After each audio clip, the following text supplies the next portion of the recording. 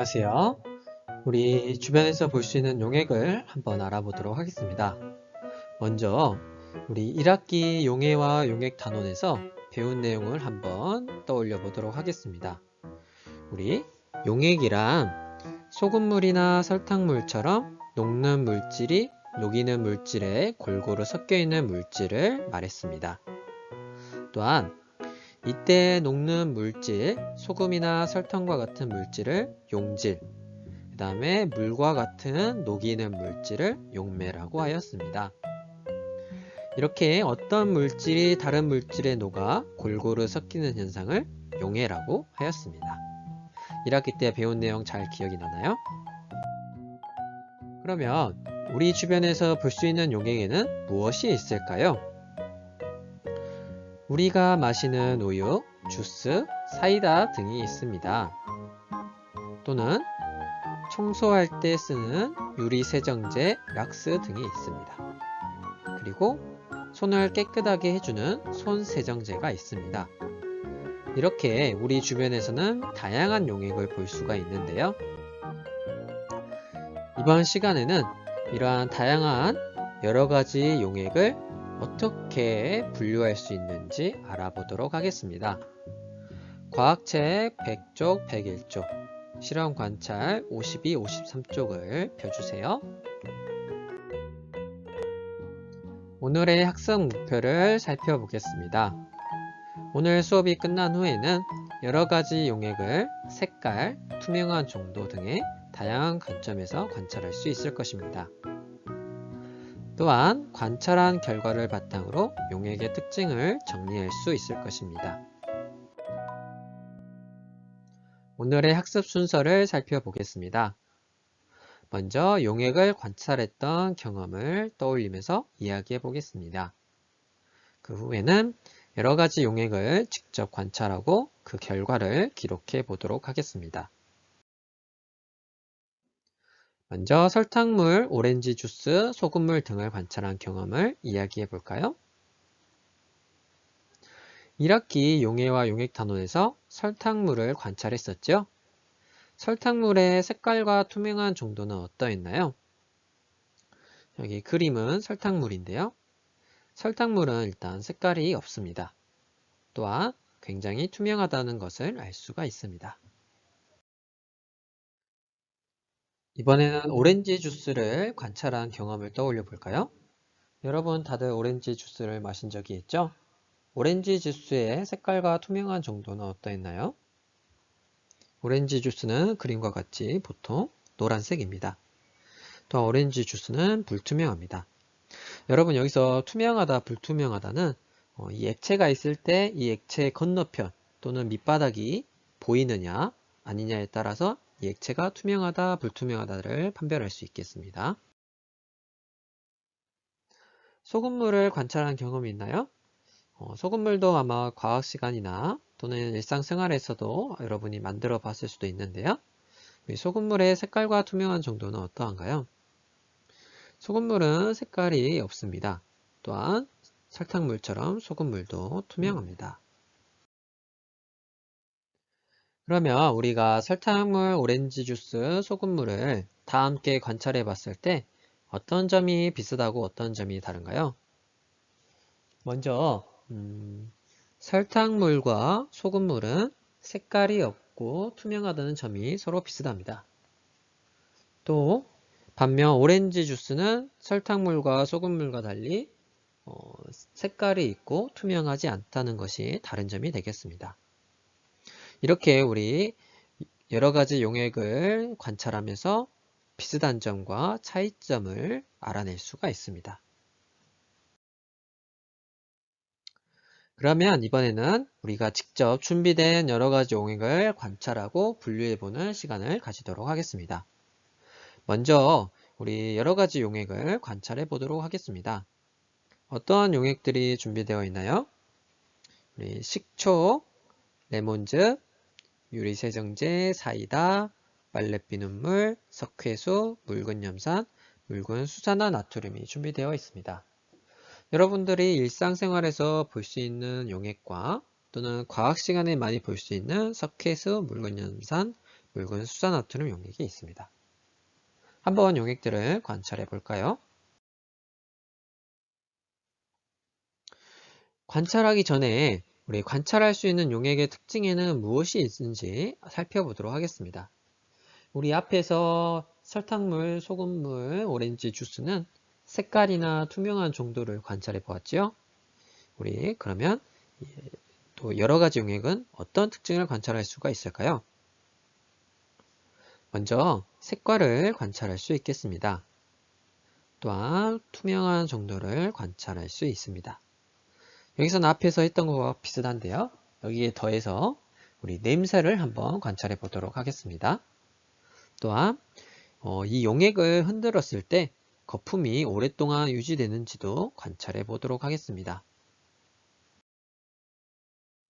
자, 그러면 이제 여러 가지 용액을 살펴보면서 그 결과를 기록해 보도록 하겠습니다. 먼저 식초를 관찰해 볼 건데요.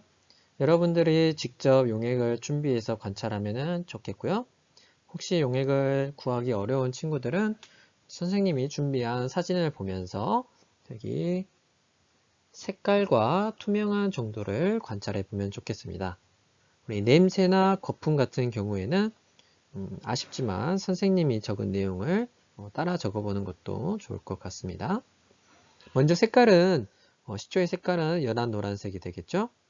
그리고 투명한 정도를 관찰할 때에는 여기 사진에서 이 스포이트가 여기 액체 안에 있는 스포이트가 잘 보이는지에 따라서 투명하다, 불투명하다를 판별할 수 있겠습니다. 먼저 식초는 이제 투명하다고 볼 수 있겠죠. 마찬가지, 그리고 식초는 이제 식초 냄새가 강하게 나고요. 흔들었을 때 거품이 생기고 또 이 거품이 3초 이상 유지되는지를 여기에 적어주면 되겠습니다. 식초는 흔들었을 때 거품이 조금 생기지만 금방 사라지는 것을 볼 수가 있었습니다.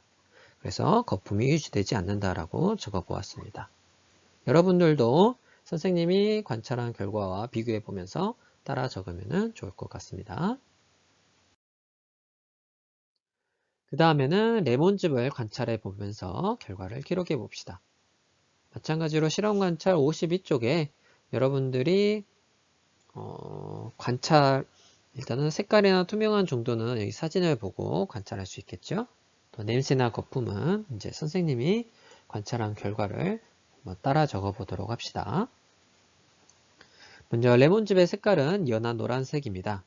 레몬즙은 불투명합니다. 보면은 여기 안에 있는 스포이트가 보이지 않는 것을 알 수가 있습니다. 그리고 레몬즙에 마찬가지로 약간 레몬 냄새가 나고요. 거품은 유지가 되지 않습니다. 자, 이번에는 유리세정제를 관찰해 보도록 하겠습니다. 유리세정제의 색깔은 연한 푸른색이고요. 우리 투명한 정도는 여기 스포이트가 보이는 것을 확인할 수 있죠? 네, 투명합니다. 유리세정제도 마찬가지로 약간 세제 냄새 비슷한 게 나고요. 유리세정제 같은 경우에는 흔들었을 때 거품이 굉장히 잘 생기고 오랫동안 유지되는 것을 확인할 수 있었습니다. 이번에는 사이다를 관찰해 보도록 하겠습니다. 사이다는 색깔이 없고요. 또 굉장히 투명합니다. 마찬가지로 약간 음료수 단냄새가 나고요. 흔들었을 때에는 거품이 유지가 되지 않습니다. 이번에는 빨래 비눗물을 관찰하고 결과를 기록해 보도록 합시다. 빨래 비누의 색깔은 약간 하얀색이고요. 투명한 정도는 불투명합니다. 여기 보면은 안에 있는 스포이트가 보이지 않는 것을 확인할 수 있습니다. 빨래 비누도 마찬가지로 비누 냄새가 나고요. 흔들었을 때 거품이 굉장히 오래 유지가 됩니다. 석회수를 관찰해 볼까요? 석회수의 색깔은 무색이고요. 투명합니다. 그리고 냄새는 나지 않습니다. 마찬가지로 거품도 흔들었을 때 유지가 되지 않는 것을 살펴볼 수가 있습니다. 이번에는 묽은 염산을 관찰해 보도록 하겠습니다. 묽은 염산은 무색이고 투명합니다. 그리고 냄새가 살짝 나고요. 거품은 유지가 되지 않습니다. 마지막으로 묽은 수산화나트륨 용액을 관찰해 보도록 하겠습니다. 묽은 수산화트륨은 색깔이 없고요. 또 투명합니다. 또 냄새는 나지 않습니다. 그리고 흔들었을 때 거품이 3초 이상 유지되지 않습니다. 네, 오늘 8가지 용액을 관찰해 보았는데요. 한번 학습한 내용을 같이 정리해 봅시다. 여러분들이 실험 관찰 52쪽에 이렇게 관찰 결과를 잘 적어 주었을 텐데요. 한번 다시 관찰 결과를 살펴보면 우리 먼저 8가지의 용액을 색깔과 투명한 정도, 냄새, 그리고 거품이 3초 이상 유지되는지를 관찰해 보았습니다. 식초는 연한 노란색에 투명하고 냄새가 나며 거품이 유지되지 않습니다. 레몬즙은 연한 노란색에 불투명하며 냄새가 나고 거품이 유지되지 않습니다. 그리고 유리세정제는 연한 푸른색에 투명하고 냄새가 나며 거품이 유지됩니다. 사이다는 무색에 투명하며 냄새가 나고 거품이 유지되지 않습니다. 빨래 비눗물은 하얀색이고 불투명하며 냄새가 나고 거품이 유지됩니다. 석회수는 무색에 투명하며 냄새가 나지 않고 거품이 유지되지 않습니다. 묽은 염산은 무색에 투명하며 냄새가 나고 거품이 유지되지 않습니다.